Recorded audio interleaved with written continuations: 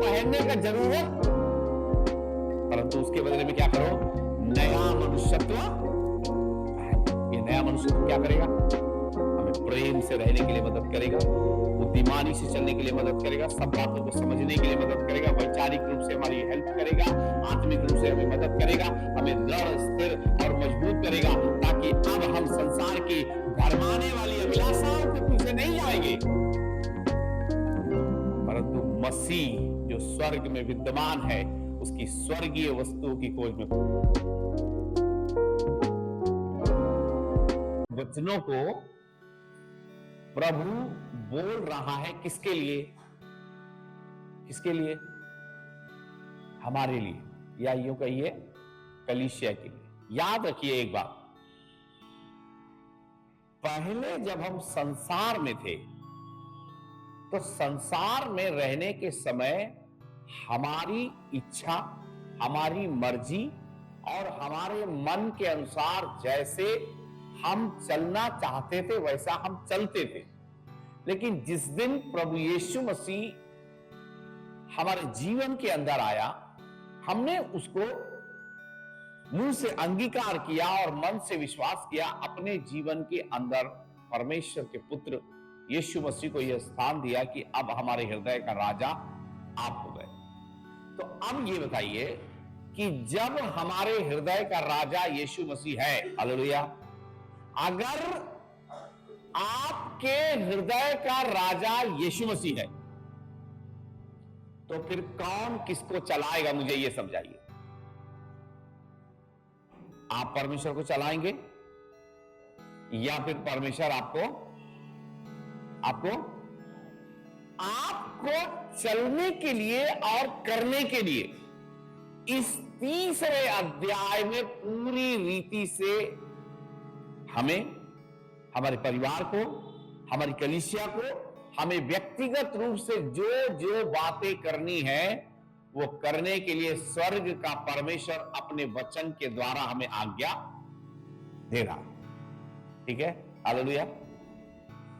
स्वर्ग का परमेश्वर अपने वचन के द्वारा हमें जो जो बातों को करने के लिए हमें आज्ञा दे रहा है उसको ध्यान से सुने। और याद रखना, अपनी मर्जी से चलते हुए अभी तक हम आए हैं, कुछ भी हासिल हुआ होता तो प्रभु के पास आने की जरूरत नहीं होती। अगर प्रभु के पास आए हैं तो प्रभु इस तीसरे अध्याय में कलीसिया को बड़ी गंभीरता के साथ यह आज्ञा दे रहा है कि उस आज्ञा को ध्यान से सुनिए। हम क्या है मालूम है, हम इस पृथ्वी पर आए हैं कुछ दिनों का, सालों का, या 10, 20, 50, 60 साल, 70 साल, बहुत ज्यादा है तो 100 साल का हमारा जीवन है। लेकिन इस जीवन के बाद हम चले जाएंगे। हम चले जाने के बाद ना ये दुनिया ऐसी ही रहेगी, इसमें कुछ बदलाव होने वाला होगा क्या? या अगर मैं ये सोचूं कि मैं इस दुनिया में मर के चला जाऊंगा तो सब सेवा खत्म हो जाएगा, सब चर्च बंद हो जाएगा, सब परमेश्वर भी गायब हो जाएगा, ये सोचने से किसका गलती है? मेरा गलती है या परमेश्वर की गलती है? ये मेरा ही गलती है। मेरे सोचने से ना तो परमेश्वर चल रहा ना दुनिया चल रही। मैं परमेश्वर के वचन के आधार पर क्या करना है वो प्रभु ने मुझे आज्ञा दे रहा है। प्रभु के पास आने वाले को प्रभु का आज्ञा का पालन करना चाहिए। अगर परमेश्वर से आशीष चाहिए तो परमेश्वर क्या बोल रहा है वो ध्यान से सुनो और आमीन, हालेलुया। आप याद रखिए, हम संसार में जब होते हैं तो हमारा मरा हुआ जीवन, लेकिन जिस दिन प्रभु यीशु मसीह हमारे हृदय में आते हैं, उसको अपना उद्धारकर्ता के रूप में ग्रहण करते हैं, तो प्रभु का वचन कह रहा है मरे हुओं में से जिराए जाने के बाद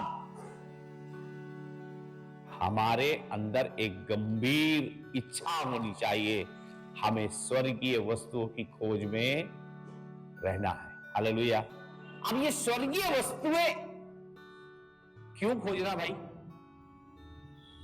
क्योंकि ये स्वर्गीय वस्तुएं वही हमारे जिंदगी के अंदर, इस जीवन के अंदर हमें स्थिर और दृढ़ होकर चलने और बढ़ते जाने के लिए मदद करेगी। इसलिए परमेश्वर के वचन के आधार पर और परमेश्वर के वचन के अनुसार क्यों हमें स्वर्गीय वस्तुओं की खोज करनी है?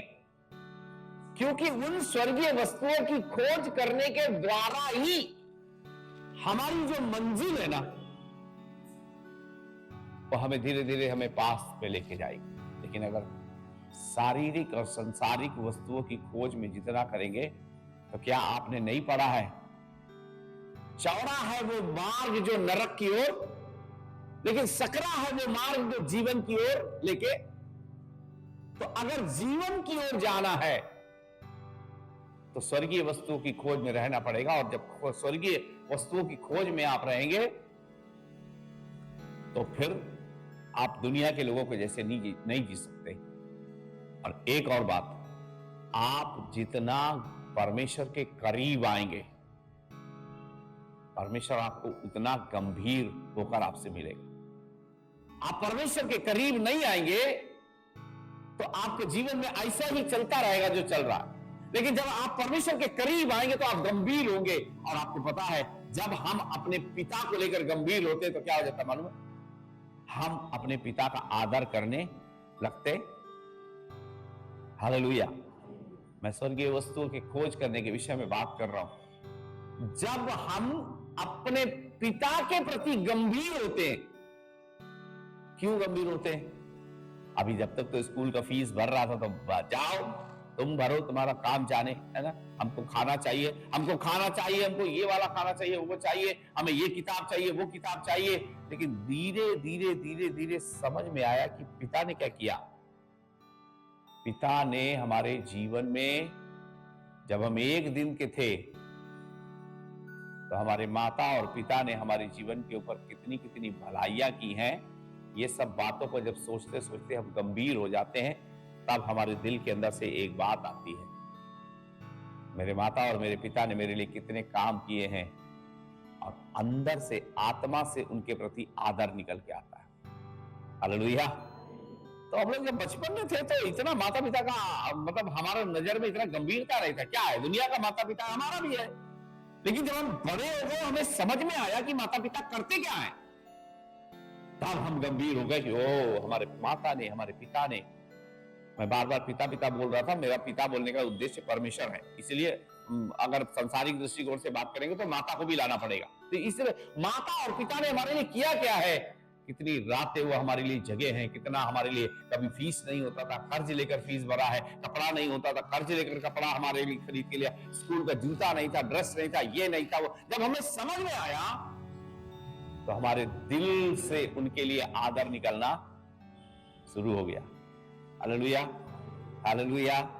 वैसे ही जब आप अपने स्वर्गीय पिता के प्रति गंभीर हो जाओगे, तब उसका आदर आपसे निकलने लग जाएगा आपके अंदर से। जब आदर निकलेगा तो ओबीडियंस, आज्ञाकारिता अपने आप बढ़ती चली जाएगी। और वो आज्ञाकारिता क्या करेगी, आपको और हर्षित करेगी अपने पिता की इच्छा की ओर चलने के लिए। और वो इच्छा के लिए परमेश्वर का वचन कह रहा है, जब तुमने मसीह को अपने जीवन के उद्धारकर्ता के रूप में ग्रहण किया है, तो इसलिए अब तुम क्या करो, तुम स्वर्गीय वस्तुओं की खोज में। देखिए, परमेश्वर का वचन ये बोल रहा है, शैतान आपसे शायद बात कर रहा होगा, क्योंकि परमेश्वर का उपस्थिति जहां होता है वहां शैतान का भी उपस्थिति होता है। ये बात ध्यान रखिए। मेरी आवाज आपके कान में जा रही है, आपके दूसरे वाले कान में शैतान भी बोल रहा हो कि क्या है स्वर्गीय वस्तुएं और कहां मिलेंगी ये सब वस्तुएं। परमेश्वर के वचन के अनुसार यदि आप यीशु के पास आए हैं, तो याद रखिए, आपको यह विश्वास करना पड़ेगा कि आप परमेश्वर के पास आए। हालेलुया। आप परमेश्वर के पास आए, और परमेश्वर के पास आने वाले को यह विश्वास करना चाहिए कि वो है, और जो उसको खोजता है परमेश्वर उसको प्रतिफल देता है। इसीलिए बाइबल के अंदर की लिखी हुई सारी आशीषें बिना विश्वास के आप रिसीव नहीं कर सकते। अगर आपके अंदर विश्वास नहीं है तो आप कुछ भी रिसीव करने की हालत में नहीं है। ये बातें केवल आपके लिए सुनी सुनाई बातें हो जाएंगी। लेकिन अगर विश्वास से आप जाते तब फिर पवित्र आत्मा आपके मन के अंदर, आपके अंदर एक आशा को उत्पन्न करेगा और वो बताएगा, मेरे प्रभु ने मुझे गंदगी से निकाल कर चट्टान पर किस लिए खड़ा किया है? इसीलिए खड़ा किया है कि मेरे जीवन के बाद, इस शरीर की यात्रा खत्म होने के बाद मुझे स्वर्ग में अनंत जीवन मिलना है। हालेलुया। नहीं तो आप किसी भी कीमत पर परमेश्वर में दृढ़ नहीं हो सकते। आप किसी भी कीमत पर प्रभु के पीछे नहीं चल सकते। आपको यह विश्वास करना पड़ेगा और विश्वास से रिसीव करना पड़ेगा। अगर आप विश्वास से रिसीव नहीं करते हैं तो फिर आपके जीवन के अंदर किसी भी बात में आप आगे नहीं बढ़ सकते। और परमेश्वर भी जो कुछ आपके जीवन में डालेगा ना, वो आपकी आत्मा में ही डालेगा, क्योंकि परमेश्वर आत्मा है और लिखा हुआ है कि उसका भजन करने वाले आत्मा और सच्चाई से उसका भजन करें। हालेलुया। ये आज्ञाएं हैं जो प्रभु का वचन हमसे कह रहा है कि तुम ऐसा करो। हम लोग प्रार्थना करते हैं ना, परमेश्वर के सामने अपनी डिमांड रखते हैं, प्रभु मेरे घर में आटा नहीं है, मेरे घर में आटा आप पूरा करके दीजिए, मेरे सिलेंडर में गैस खत्म हो गया, प्रभु मेरे सिलेंडर के गैस आप भरवा के दीजिए मुझे। हम जब उसको वास्तव में अपना पिता स्वीकार करते ना, तो हम बड़े हक से उससे बोलते हैं। हालेलुया। इसलिए अगर हम उसके पुत्र हैं तो फिर पुत्र से पिता भी बड़े हक से ही क्या कहता है? गुजारिश करता है। पुत्र से पिता क्या करेगा? गुजारिश करेगा, अधिकार के साथ बोलेगा कि मैं तुमसे कहता हूं ये काम करो। और अगर पिता के प्रति आदर होगा पुत्र के अंदर तो बिना कोई सवाल जवाब के जो काम पिता कहेगा वो कर देगा। लेकिन अगर निरादर होगा, अरे यार तुम अपना काम कर लो, हमें तुम्हारा कोई काम नहीं करना, हमें तुमसे कोई मतलब नहीं। और ऐसे लोगों के लिए प्रभु का वचन क्या बोला मालूम है? अब भी आज्ञा ना मानने वालों के अंदर अंधकार का शक्ति से भरा हुआ काम अब भी होता है। ये बात याद रखें। हालेलुया। यदि हम मर गए, ये बात बड़ी गंभीर है, यदि हम मर गए तो फिर पता है आपको, जितने लोगों ने मसीह यीशु को अपना उद्धारकर्ता ग्रहण किया है, उतने लोगों ने अपने शरीर को उसकी अभिलाषाओं के साथ क्रूस पर क्या कर दिया है? चढ़ा दिया। बोलिए चढ़ा दिया। अगर हमने अपने आप को मसीह यीशु के साथ क्रूस पर चढ़ा दिया तो हम क्या हो गए? मर गए। मर गए मतलब हमारा शरीर तो जिंदा है, लेकिन संसार के लिए, पाप के लिए, शैतान के लिए हम मर गए। लेकिन प्रभु के लिए क्या हो गए? प्रभु के लिए जीवित होने के बाद शैतान के लिए इस्तेमाल होने की कोई गुंजाइश नहीं होनी चाहिए। अगर होगी तो फिर शैतान आपको बार बार मारेगा, बार बार जीना पड़ेगा, बार बार मारेगा, बार बार जीना पड़ेगा। और ये जीना मरना मरना करते, मरना जीना, मरना जीना, मरना जीना, एक दिन सच में मर जाओगे। आखिरी में आत्मा नरक में, शरीर मिट्टी में, कुछ हासिल नहीं होने वाला। लेकिन जब एक बार मर गए तो फिर दोबारा संसार और शरीर की अभिलाषाओं की तरफ लौट कर दोबारा देखने की जरूरत नहीं है। हालेलुया।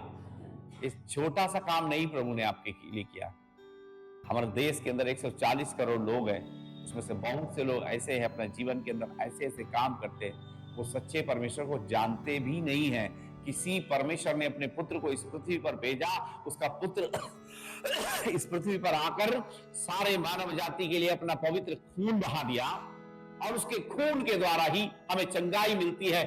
उसके लहू बहाए जाने के द्वारा मानव जाति के पाप धोए जाते हैं और उद्धार पाया जाता है। उन्हें पता भी नहीं है, इसलिए वो अपना अपना तरीके से परमेश्वर को खोजने का और ढूंढने का प्रयास करते हैं। और आपको पता है सब कुछ, लेकिन धन्य है आप जिसे यीशु का नाम पता है, जिस नाम में जीवन पाया जाता है। वो नाम सामर्थ और शक्ति और अभिषेक से भरा हुआ है, जिसके अंदर जाता है मरी हुई दशा से उठाकर खड़ा कर देता है। और जब जिलाए जाते हैं तो पृथ्वी की वस्तुओं के ढूंढ में नहीं रहते हैं, परंतु स्वर्गीय वस्तुओं की खोज में। जैसे जैसे प्रभु में हम मरेंगे,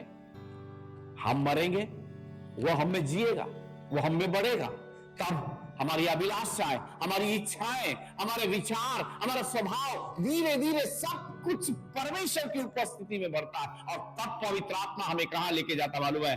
ये दुनिया में, दुनिया के वस्तु, हमें गाड़ी चाहिए, हमें बंगला चाहिए, हमें घोड़ा चाहिए, हमें ये चाहिए, हमें मकान चाहिए, हमें ये चाहिए, हमें वो चाहिए, बहुत कुछ चाहिए। से सबसे अच्छे क्या बोलेगा मालूम है?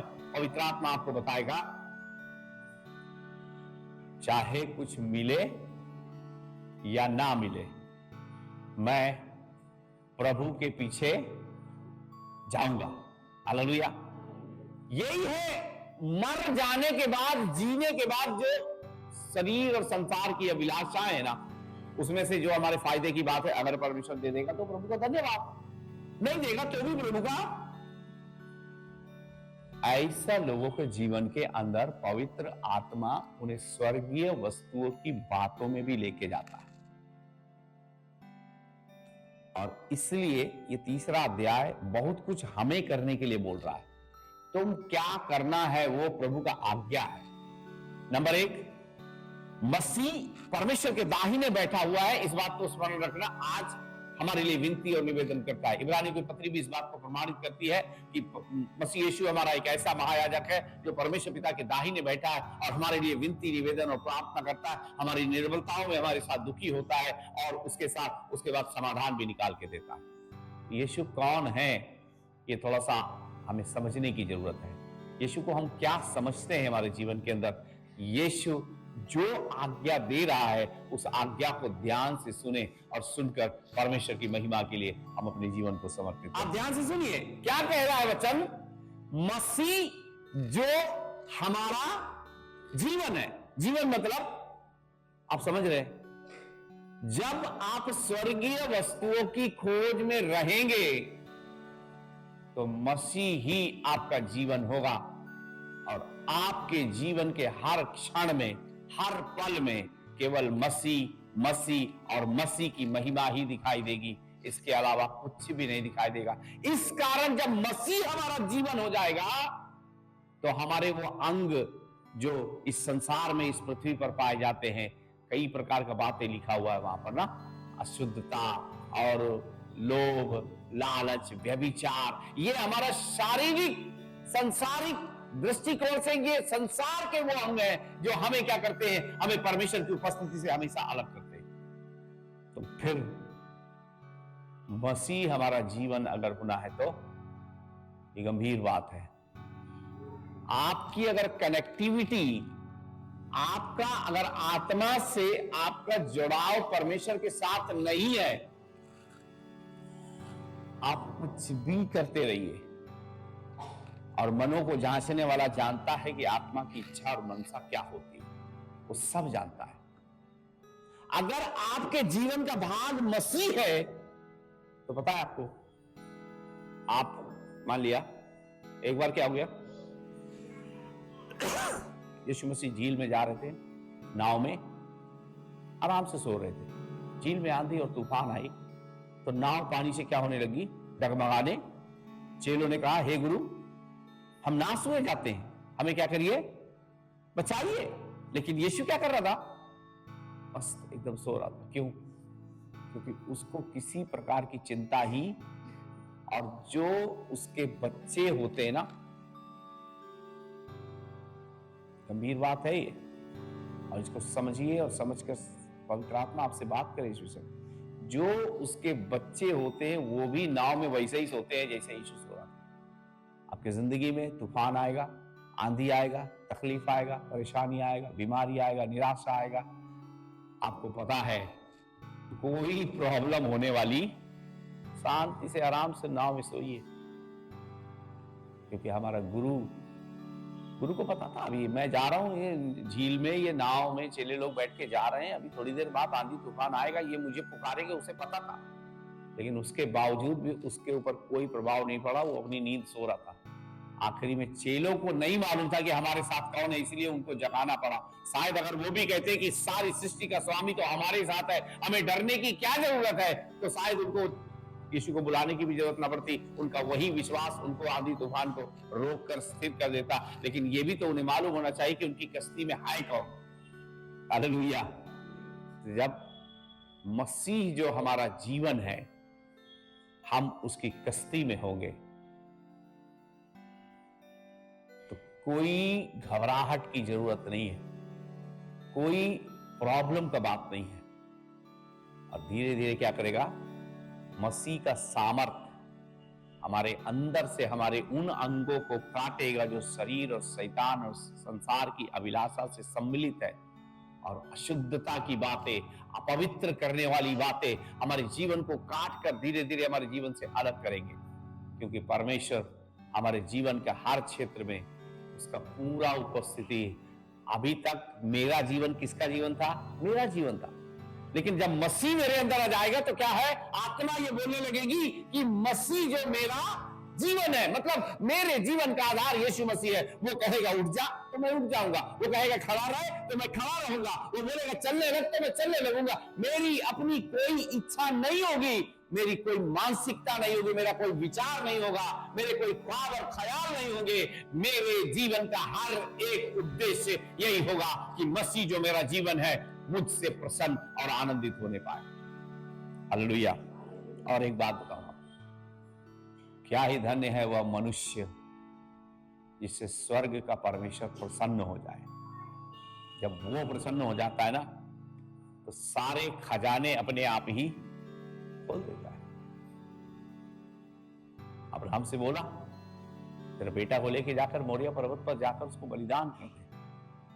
शायद अब्राहम ने ऐसे बोला होगा, कोई बात नहीं, मेरा परमेश्वर मुझसे बोल रहा है, परमेश्वर से बढ़कर मेरे लिए कुछ नहीं, परमेश्वर ही मेरा जीवन है, मेरे जीवन का आधार है, उसने मुझे बुलाया है और वायदा किया है मैं तुझे एक वंश दूंगा और तेरे लिए सब पृथ्वी के कुल तेरे द्वारा आशीषित होंगे। मांग रहा है, दे देता हूं। लेकर के 3 दिन की यात्रा पर मोरिया पर्वत पर गया और अपने बेटे को बलिदान करके चढ़ाने की तैयारी में ही था। यूं समझिए छुरा उसके ऊपर फेरने ही वाला था। परमेश्वर ने कहा लड़के पर हाथ मत बढ़ा। और उसके बाद परमेश्वर ने क्या किया मालूम है? परमेश्वर ने कहा हे अब्राहम, अब मैं जान गया हूं कि तूने मेरे लिए अपने निज पुत्र को भी नहीं रख छोड़ा, अब मैं तुझे ढेर सारी आशीषें दूंगा। उसके बाद परमेश्वर ने अद्भुत रीति से अब्राहम के जीवन में आशीषों को भी दिया। आशीष परमेश्वर ने इसहाक से पहले भी उसके जीवन में दिया था।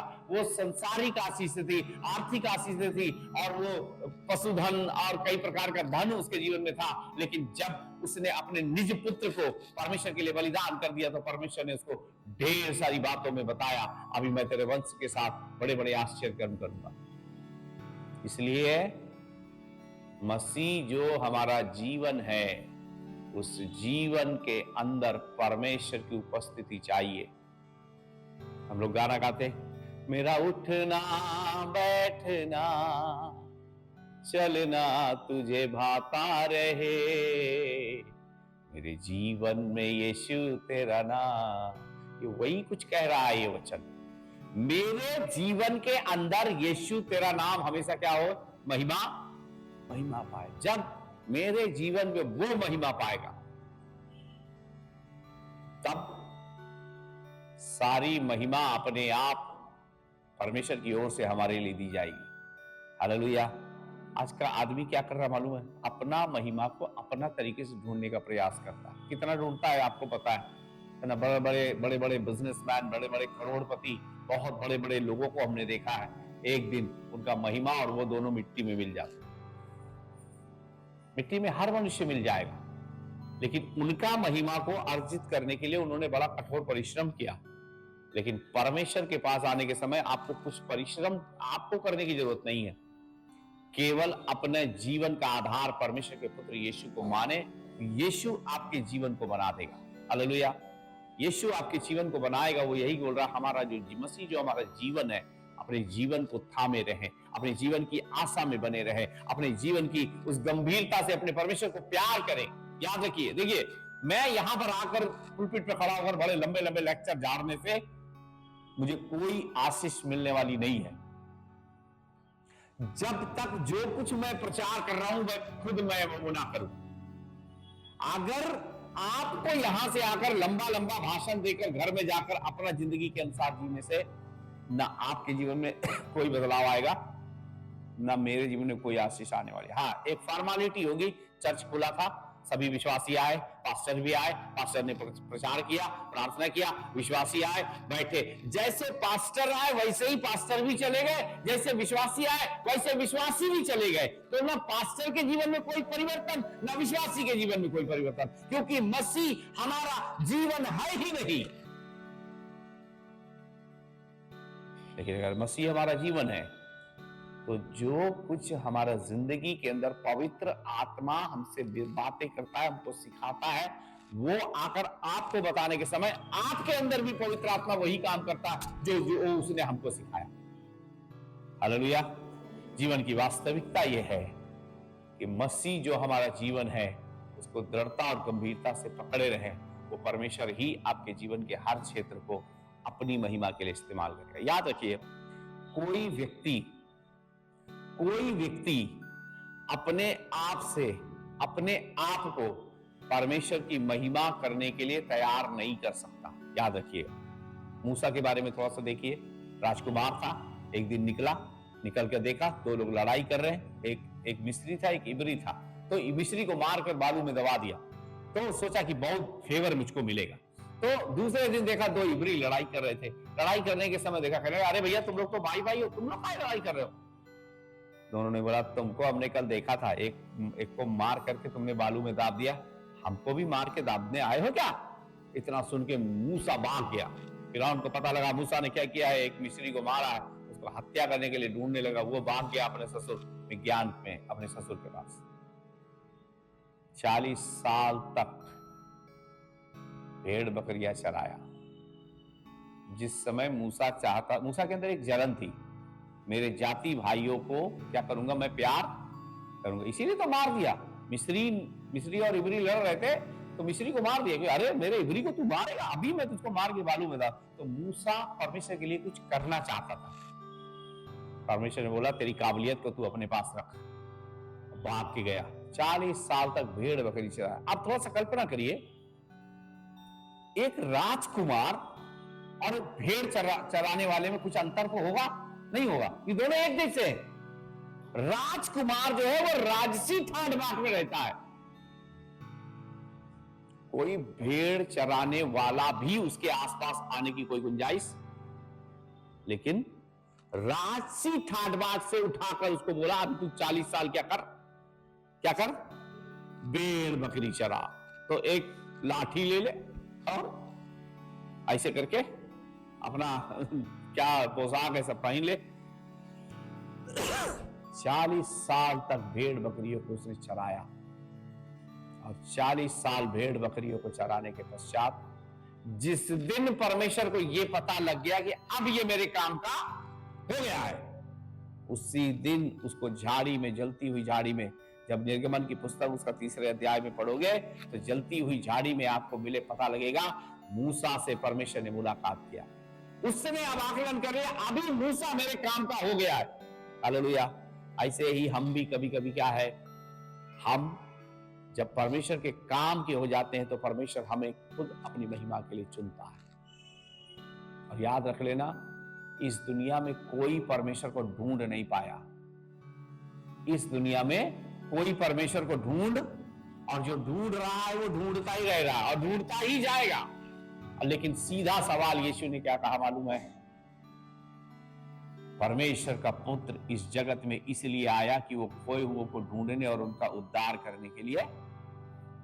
खोए हुए को खुद यीशु ढूंढता है, खोया हुआ खोया ही रहता है, लेकिन जिसको यीशु ढूंढता है वो यीशु को पा जाता है। इसलिए यीशु हमारा जीवन होना चाहिए। हालेलुया। यीशु हमारा जीवन होगा तो हमारे जीवन के अंदर हरियाली, आशीष, अपना बरकत से परमेश्वर हमें परिपूर्ण करेगा। और इसलिए याद रखिए, हमारा मसीह जो हमारा जीवन है वो हमेशा हमारे अंदर विद्यमान होना चाहिए। जैसा कि बीते दिनों में आपने पढ़ा, जब राई का दाना छोटा सा होता है, वैसे हमारा विश्वास होने के समय जब हमारे हृदय में जाता है, धीरे धीरे तेजी से बढ़ता है और सब साथ साथ से बड़ा हो जाता है। इसलिए मसीह जो हमारा जीवन है, जब वो हम में रहेगा, हमें तेजी से अपनी महिमा के लिए इस्तेमाल करेगा और तेजी से हमारे जीवन के अंदर अपने कार्यों को करेगा। लेकिन मसीह को पूरी रीति से अपने दिल में बस, अपने कामों के द्वारा, अपने बातों के द्वारा, अपने विचारों के द्वारा, अपने ख्वाबों के द्वारा, अपने ख्यालों के द्वारा मसीह को बढ़ने से रोकोगे तो शैतान को पता है मसीह इसमें नहीं बढ़ रहा, तो अगर मसीह नहीं बढ़ेगा आप में तो कौन बढ़ेगा? शैतान अपने आप ही बढ़ेगा। तो मसीह को बहुतायत से अपने अंदर क्या करने दो? बसने दो। हालेलुया। जब वो बसेगा, एक बार देखिए, यीशु का एक अच्छा क्या है, अच्छा काम है यीशु का। यीशु जब बसेगा तो फिर किसी को बसने नहीं देगा, चाहे आपका रोग, आपका बीमारी, आपका निर्बलता, आपका कमजोरी, आपका चिंता, आपका फिक्र, आपका परेशानी, किसी को नहीं बसने देगा। हर बात में आपसे बात करेगा, बोलेगा मत डर, मैं तेरे साथ। और याद रखिए, किसी एक बात के लिए नहीं, जब आपका जान मुश्किल में पड़ा हो तब इस बात को बोलेंगे कि प्रभु कहता है मत डर, मैं तेरे साथ हूं, तब भी ये वचन आपके लिए उतनी सामर्थ्य से काम करेगा। छोटा सा बुखार आ रहा होगा तब भी ये वचन वही आपके लिए काम करेगा। इस वचन में इतनी सामर्थ्य है, जितनी आपकी जरूरत है उस जरूरत के अनुसार आपके जीवन में उतना काम कर देगा। Hallelujah, hallelujah. मसीह को बहुतायत से बसने दो, क्योंकि मसीह बसेगा तो फिर किसी को बसने नहीं देगा। हमारे विचारों में, हमारे सोच में, हमारे ख्यालों में, ये सब कुछ शैतान इसीलिए हमारे जीवन के अंदर नष्ट और कष्ट डाल के रखा है। मसीह नहीं बस पा रहा, मसीह बसेगा तो किसी को नहीं बसने देगा। ये हो ही नहीं सकता कि मसीह हमारे अंदर बसे। आप क्या सोचते हैं? मैं आपके जैसा, मैं भी तो एक मनुष्य हूं। सब कुछ जैसा आपके साथ है, सब कुछ मेरे साथ भी वैसा ही है, क्योंकि ना तो ये दो है ना तो ये चार है, सब सामान्य है आपके जैसे। लेकिन हर बात के लिए, हर परिस्थिति के लिए प्रभु का सामर्थ्य हमारे आगे आगे काम करके हमें बताता है मत डर, मैं तेरे। हालेलुया। विश्वास करिए और थामे रहिए और खड़े रहिए। विश्वास की परमेश्वर के पास आने के लिए एक अच्छी बात क्या है? प्रभु ये चाहता है कि तुम दुख में भी पड़े रहो, तभी धीरज बनाए रखो। बड़ी महत्वपूर्ण बात आपको बता रहा हूं। अब आए थोड़ा सा यूसुफ के बारे में। तो ये बताइए, पोतीफर की पत्नी ने यूसुफ को पकड़ लिया। यूसुफ ने अपना बागा छोड़कर, मींस आपको उसका कोई पट्टा वट्टा डालता होगा, उसका हाथ में छोड़ के भाग गया। उसने बवंडर खड़ा कर दिया, ये नौकर जो तू लेके आया है ये बदतमीज टाइप का है, ये मेरे साथ बदतमीजी करना चाहता है। पोतीफर ने कहा अच्छा ऐसी बात है, पकड़ो इसको जेल में डाल दो। डाल दिया। अब वहां पर एक बात ध्यान से सुनिए, यूसुफ ने तो कुछ नहीं किया था ना, फिर परमेश्वर के सामने वही धरना धर देता। अब तुझे प्रमाणित करना पड़ेगा कि मैंने कुछ नहीं किया,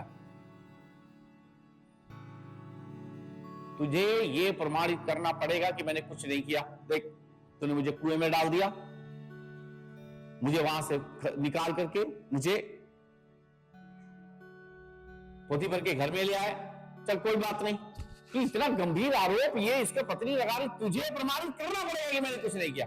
लिखा हुआ कुछ नहीं बोला यूसुफ ने, एक शब्द नहीं बोला। और अब एक और बात कहते हैं, चलो यूसुफ तो आज्ञाकारी था, परमेश्वर के साथ चलने वाला था। गंभीर बात है क्या मालूम है?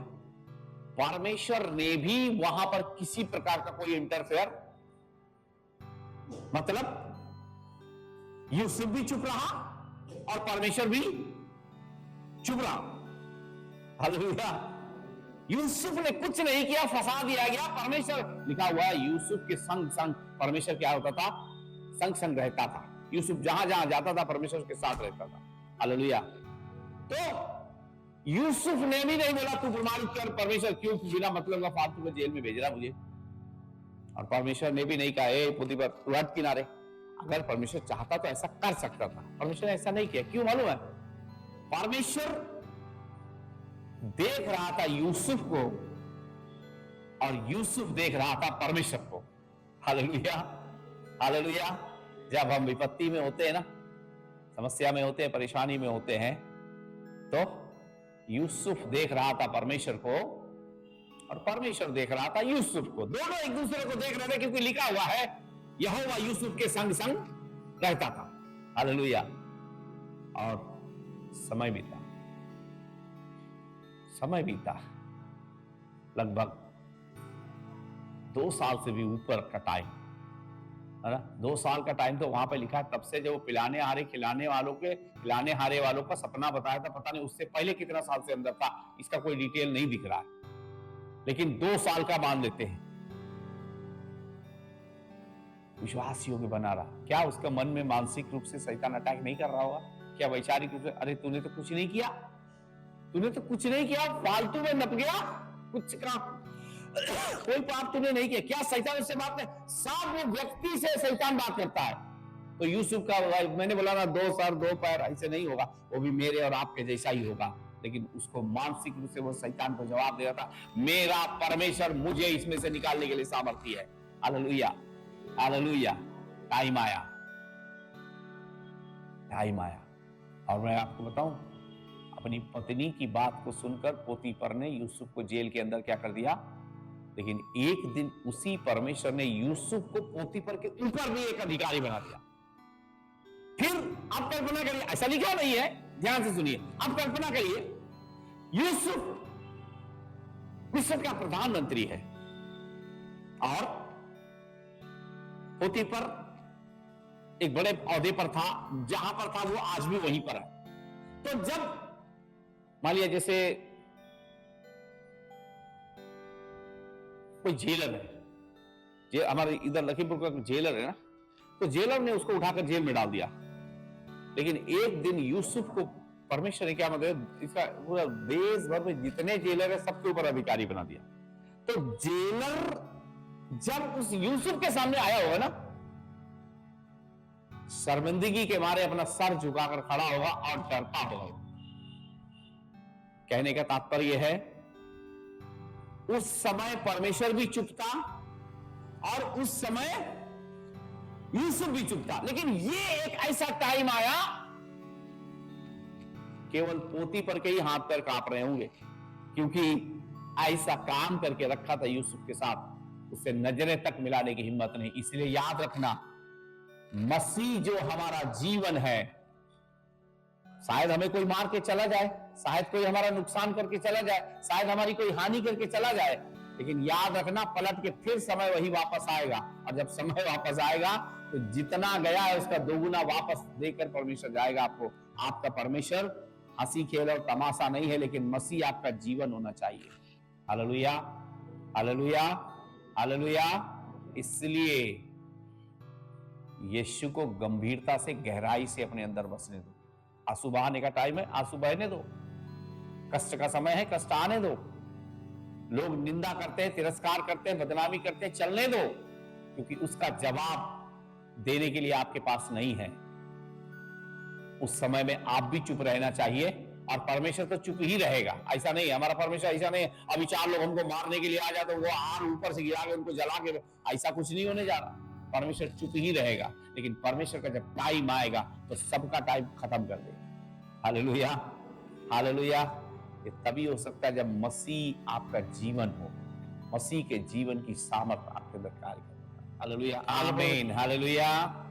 जब मसीह आपका जीवन होगा तो प्रभु का आज्ञा का पालन करना में कोई प्रॉब्लम, लेकिन अगर मसीह आपका जीवन नहीं है तो फिर आज्ञा का पालन शैतान आपको करने नहीं देगा, क्योंकि आज्ञा पालन से ही जीवन में आशीष आती है। जो कुछ प्रभु ने कहा ना, अब जब आप पढ़ेंगे गिनती की पुस्तक, व्यवस्था विवरण और लेवी अवस्था, ये सब पुस्तकों को जब आप पढ़ेंगे तो इसमें क्या है मालूम है, परमेश्वर ने मूसा के द्वारा इस्राएलियों को जीवन जीने के लिए जो नियम और आज्ञाएं दी हैं, वो आज्ञाओं को जो मानता था जीवन पाता था। और वैसे ही परमेश्वर ने आज नए नियम में प्रभु की उपस्थिति में जाना आसान तो कर दिया है, लेकिन फिर भी जो कोई उसकी आज्ञा का पालन करता है वो आशीषों को पाता है। लेकिन शैतान बहुत से लोगों के मन के अंदर जा करके परमेश्वर के वचन का आज्ञा पालन करने से रोकता है, क्योंकि शैतान को पता है इनको आशीष मिलने का कारण यही है, ये परमेश्वर के वचन का पालन ना करें। अगर ये करेंगे तो फिर आशीष पाने से इनको दुनिया की कोई ताकत रोक भी। हालेलुया, हालेलुया, परमेश्वर के वचन का लिखा हुआ है, ये आत्मा है जो आज्ञा ना मानने वालों के अंदर अब भी काम, ऐसे लिखा है ना कि कुछ और लिखा है? जो आज्ञा ना मानने वालों के अंदर अब भी काम करता है। जो, इसका मतलब क्या है? जो आज्ञा मानता है वो परमेश्वर की आशीष को पाता है, और जो आज्ञा नहीं मानता है उसको परमेश्वर के कोप का सामना करना ही पड़ेगा, क्योंकि परमेश्वर की आज्ञा मानने से उसका अनुग्रह हमारे ऊपर होता है। इसलिए मेरे प्रियो, मनुष्य के लिए यह बेहतर है कि परमेश्वर की आज्ञाओं का पालन करे। और परमेश्वर क्या चाहता मालूम है? परमेश्वर के मुख से निकलने वाले वचन के साथ किसी तरीके का कोई खिलवाड़ परमेश्वर को पसंद नहीं है। इतना माने, इतना ना माने, ये ले, ये छोड़ दे, इसके अनुसार चले, इसके अनुसार ना चले, जी नहीं। आपको परमेश्वर के वचन के साथ किसी तरीके का खिलवाड़ या छेड़छाड़ करने का अधिकार परमेश्वर ने नहीं दिया है। और बताया आपको, पुराने नियम में तो सख्त, ऐसा सख्त नियम था, जो कि यहोवा की आज्ञाओं, विधियों और चेतावनियों को ना माना जाए और आम जनता में इस बात को पता लग जाए तो लोग पथरवा करके उसे मार देते थे। जो यहोवा की आज्ञा का पालन करेगा उसको सब प्रकार की आशीषें मिलती हैं। लेकिन नया नियम इतना आसान है, लेकिन फिर भी दुष्टात्मा या शैतान पीछा जल्दी छोड़ता नहीं है।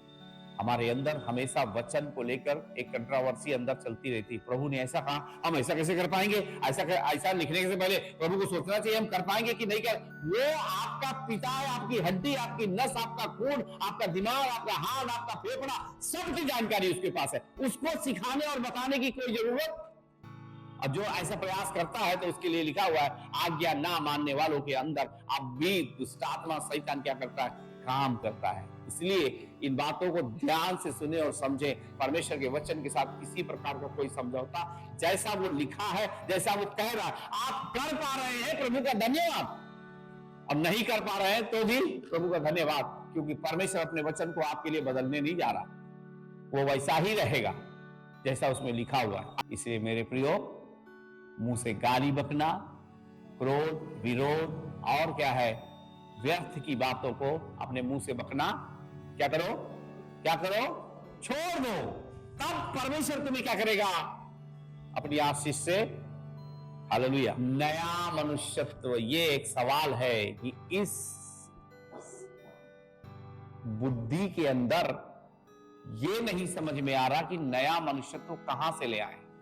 कोई मुखौटा पहनने के लिए कहा होता तो बाजार में ढेर सारे मुखौटे मिल रहे हैं, लेकिन ये क्या कह रहा है? ये कह रहा है कि नए मनुष्यत्व को, मतलब पुराना वाला सब कुछ डिलीट करो, नए मनुष्यत्व को क्या करो? पहन लो। तो इसका मतलब पुराना वाला कपड़ा जिसमें क्रोध, विरोध, जलन, गाली बकना, निंदा, बदनामी, व्यभिचार, पुराना वाला कपड़ा जो शैतान ने हमको पहना कर रखा था, उसको उतार कर क्या करो? अलमारी में ना रखो। कुछ लोग क्या करते हैं मालूम है? बोलते हैं ये आज ये मैं पहन के आया हूं ना, ये वाला कोट, इसको उतार के अभी रखते हैं, अगली बार फिर जब टाइम आएगा तो पहनेंगे। कुछ लोग कुछ समय के लिए ऐसे करते हैं, वो सबको उतार कर अलमारी में रखते हैं, बोलते जब टाइम आएगा तब इसको पहनेंगे। जी नहीं, परमेश्वर क्या कह रहा है? इस सबको उतार कर क्या करो? क्या लिखा बेटा? वो वचन में क्या लिखा है? छोड़ दो। मतलब अब दोबारा उसको पहनने का जरूरत, परंतु उसके बदले में क्या करो? नया मनुष्यत्व पहन। ये नया मनुष्यत्व क्या करेगा? हमें प्रेम से रहने के लिए मदद करेगा, बुद्धिमानी से चलने के लिए मदद करेगा, सब बातों को समझने के लिए मदद करेगा, वैचारिक रूप से हमारी हेल्प करेगा, आत्मिक रूप से हमें मदद करेगा, हमें दृढ़, स्थिर और मजबूत करेगा, ताकि अब हम संसार की भरमाने वाली अभिलाषाओं के पीछे नहीं जाएंगे, परंतु मसीह जो स्वर्ग में विद्यमान है उसकी स्वर्गीय वस्तुओं की खोज में। प्रभु, मुझे पवित्र आत्मा का अभिषेक चाहिए, मुझे दान चाहिए, मुझे वरदान चाहिए, मुझे भविष्यवाणियां चाहिए। जब आप परमेश्वर के पीछे जाकर खोजोगे तो परमेश्वर आपके जीवन में सब कुछ दे देगा। हालेलुया। लेकिन पहले वो अलमारी से कपड़ा उतार कर फेंको, उसको जो उतारा है ना उसको रखो, उसको दोबारा पहनना नहीं है। पहनने के लिए रखा है, तो ये बात प्रभु को भी पता है कि ये पहनने के लिए कपड़ा अभी कुछ समय के लिए मेरा नया मनुष्य तो पहन के रखा है, अभी थोड़ा टाइम के बाद अलमारी से वो भी निकाल के पहनेगा, तो फिर ये कपड़ा वो कपड़ा, ये कपड़ा वो कपड़ा, इसी में ही कपड़ा कपड़ा हो जाएगा, सब गड़बड़ हो जाएगा। शैतान को मालूम है कहां पर उसको काम करना है। शैतान आपसे और मुझसे 10 गुना ज्यादा बुद्धिमान है। इसलिए पुराने मनुष्यत्व को पूरी तरीके से पहले उतारो, और सब कुछ तुम्हारे लिए ही रखा है। क्या चाहिए तुम्हें, सब कुछ तुम्हारे लिए ही, लेकिन देने वाला पहले आपको जांचना परखना तो चाहता है कि क्या जिसके हाथ में, पता लगा किसी के हाथ में पकड़ा दिया कुछ, तो वो तो लेके उधर भागना उधर भागना, 2 ही 4 दिन में फिर सब गड़बड़ हो जाएगा। तो परमेश्वर भी पहले जांचना चाहता है कि किसके हाथ में क्या पकड़ाना है। सबसे पहले पुराना वाला कपड़ा उतार कर फेंक दो, अभी दोबारा कभी पहनना। बोले भाई इतना महंगा है, 4000 का कोट हमने सिलवाया है, इसको कैसे फेंक दे? हम फेंकेंगे नहीं इसको क्या करेंगे? अलमारी में। समझ में आ रहा आपको? पुराना मनुष्यत्व, उसको उतार कर क्या करना पड़ेगा? फेंकना। मैं किसी कपड़े की बात नहीं कर रहा हूं, या अभी घर जाएंगे आपका अलमारी से निकाल, अभी मैं पुराना वाला सब कपड़ा, आपका जो पति है ना बोलेगा ये मैडम कहां गई थी तुम आज? तो आज पास्टर ने प्रचार किया है पुराना मनुष्य को सब उतार देना, सारे पुराने कपड़े उठाकर जलाकर खत्म कर दे। तो महाराज अगले बार से तू चर्च न जाना, क्योंकि पादरी कहां उससे भी मिल रहा है मुझे। कपड़े की बात नहीं कर रहे हैं, हमारा मनुष्यत्व, हमारा स्वभाव, हमारे विचार, हमारी भावनाएं, हमारी कल्पनाएं। हमारे दिमाग के अंदर हमेशा बुरे विचार आते हैं। क्यों? क्योंकि भला आत्मा हमारे अंदर रहता नहीं है। जब भला आत्मा हमारे अंदर रहेगा तो भलाई के विचार आएंगे, लेकिन जब दुष्ट आत्मा रहेगा तो हमेशा विचार बुरे ही आते हैं। इसलिए मसीह को बहुतायत से अपने अंदर बसने। पूरे अध्याय में प्रभु आपको क्या करना है वो बता रहा। हम बोलते हैं प्रभु तू मेरे लिए ये कर, प्रभु बोलता है तुम्हें क्या करना है वो बता। जब एक बात बताए ना, जब जो प्रभु कह रहा है वो मुझे करने के समय, जब तक वो जो कह रहा है करते करते क्या होगा मालूम है? इधर वो उसके कहने के अनुसार किया नहीं, वो इधर तुम्हें क्या चाहिए वो पहले ही तुम्हें मिल जाएगा। हालेलुया। क्या लिखा है मालूम है? तुम्हारे मांगने से पहले ही परमेश्वर को पता है कि तुम्हें किन चीजों की आवश्यकता है। हालेलुया।